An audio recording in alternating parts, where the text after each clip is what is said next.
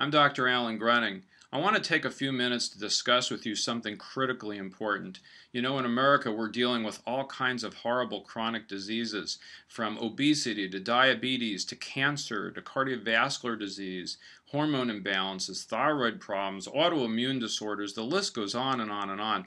And what we're discovering over time is that the underlying culprit behind all of these things is inflammation.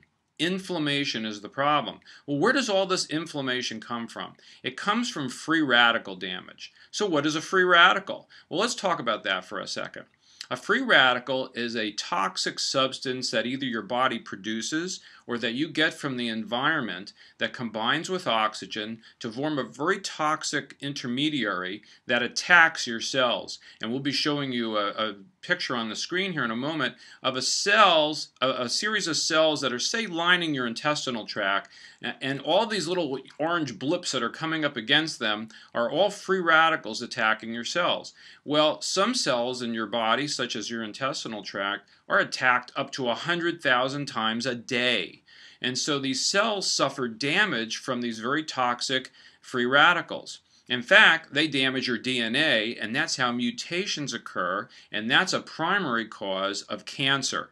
So these dysfunctional cells that have been damaged by free radicals wreak havoc on your body. Well, how do we prevent that from happening? Well, fortunately, God in all of His wisdom gave us a defense mechanism against that, and that's called antioxidants. So antioxidants are substances that you can consume to neutralize these free radicals. In fact, what happens is an antioxidant actually latches onto one of the free radicals, donates an electron to it, neutralizes it so it can be excreted from your body. So eating antioxidant-rich foods becomes critically important. Yes, you do generate some antioxidants in your body. Within your cell, you create something called glutathione, which is your primary antioxidant in the cells. But for the most part, you have to consume antioxidants in order for you to get healthy and well. Now, what are some of the antioxidants that you can consume? Well, some of them are fairly well known. For example, vitamin C, vitamin E, beta-carotene, and then trace minerals like selenium, manganese, zinc. All of these things are antioxidants.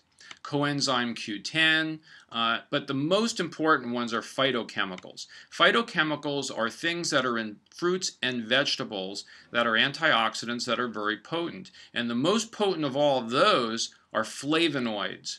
And out of the flavonoids, the most potent is epicatechin.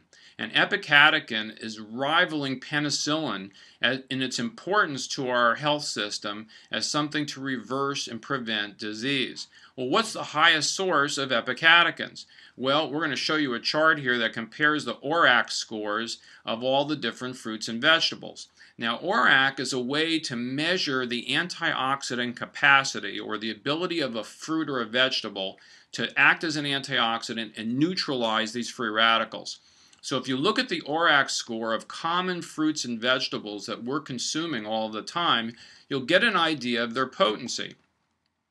And if you start down at the bottom, you'll notice that tomatoes are very poor in their WRXY capacity. They taste good, they have a lot of good chemicals in them, but they're not very potent. And as you go up the line, you'll see some of the other ones that you come to know, like broccoli, which is pretty good, and raw spinach, which is highlighted, which is actually a fairly good antioxidant. If you go on the other side, in the other column, you'll start to see a lot of fruits. Fruits generally have more antioxidants than vegetables do. And the berries seem to be particularly rich in multiple different kinds of flavonoids that are antioxidants to help your body. But if you go up toward the top of the chart, you'll see that the highest antioxidant foods in the world are acai berry and cocoa. Believe it or not, cocoa, raw cocoa, chocolate is the highest antioxidant food in the world. It's the healthiest thing on the face of planet Earth that you can consume.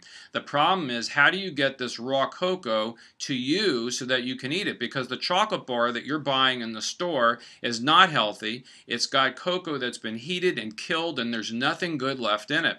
There's only one source of raw, unprocessed cocoa that's available to you, and that's called shosai, which is called the healthy chocolate. It actually has a trademark from the U.S. Patent Office to be called healthy chocolate. So in summary, I want you to start eating a diet rich with antioxidants, fruits and vegetables, and things that will protect your body from the damaging effects of free radicals. Thank you. This is Alan Gruning.